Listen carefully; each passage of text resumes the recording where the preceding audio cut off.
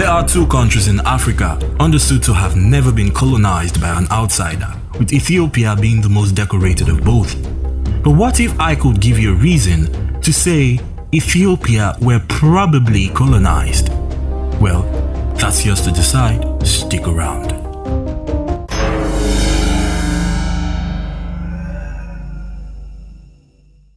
In the beginning, Africa was formed and life kicked off straight away. Remains of 4 million-year-old fossils have been recovered from the region of the Horn of Africa, proving life has been in Africa from day one. Ethiopia, which is and has always been a center of attention in East Africa, was made up of Bantu-speaking people and settlers from South Arabia. And it wasn't until 200 years after the death of Christ that things really got serious. Although legends talk about a queen who had ties with the then king of Israel, Solomon, and had a son for him, it's however been argued to be true, as even the Bible makes reference to this beautiful royal dad. As at 200 AD, among the city-states present was the northern state Aksum. These people gained control over the rest of their peers in Ethiopia and soon became a naval force to reckon with, as they spread their authority over parts of South Arabia, and soon enough, Ethiopia had become a known people in the outside world. The language Ge'ez was developed, now known as Amharic today, just as Spanish, French, Italian have their roots from Latin. Now this is where things get serious. After the whole kingdom of Ethiopia had been converted to Christianity, and basically everybody outside Africa had known Ethiopia, known then as Abyssinia, the kingdom began to attract problems to itself. One which involves the assertion of a foreign culture, belief, and rule against theirs. Ethiopia had their first taste of foreign intrusion after the coming of Islam in the 7th century. Arabs took control of Egypt and hit Ethiopia hard. Their beloved leading state Aksum was isolated from the rest of the Christian world, and Ethiopia's light dimmed. This was the case until the Solomonic dynasty was restored. Ethiopia took back their stolen territories and everybody was happy. Until 1529, when a neighboring state, Somalia, tried to take Ethiopia as their own. They tried. They really did try.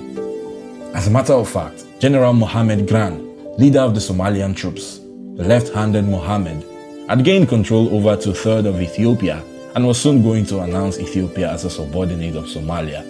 But right before that, Portugal came to Ethiopia's aid, with their consent of course, and they absolutely crushed the Somalian army, killing the left-handed Mohammed Gran and his Turkish musketeers and restoring the land back to the owners.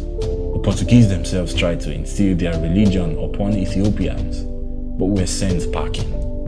Ethiopia faced their greatest threat of colonization from Italy in the 19th century.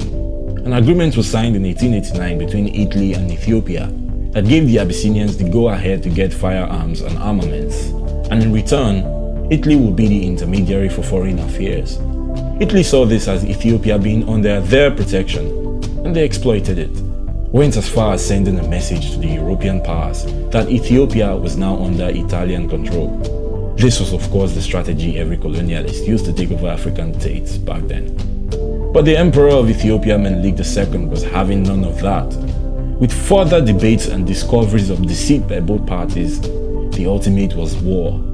Astute battle strategies that involved the rallying cry for patriotism, spreading of fake news about the death of the emperor, and the use of modern firearms gotten from and through the Italians themselves.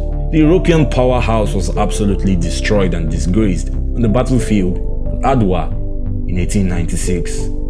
Italy, however, came back in 1936 and ran riot over Ethiopia, sent the Emperor Haile Selassie on exile, and formed the Italian East Africa, after merging Ethiopia with Somalia and Eritrea. Fighting, however, continued, and there were numerous casualties incurred. World powers did recognize Italian control of Ethiopia. Leaders were chosen from Italy to govern in Ethiopia. Consequently, the exiled Emperor Haile Selassie strived to regain Ethiopian independence. Even in exile, he faced the League of Nations, set up campaigns, and joined forces with Britain. Efforts proved successful in the end. A peace treaty which enforced the Italian recognition of Ethiopian independence was signed in 1941. So, as you set up your final verdict as to whether Ethiopia was ever colonized, Keep in mind that colonization means setting up a governmental unit on the land of another country, declaring them a colony of yours. See you in the comment section.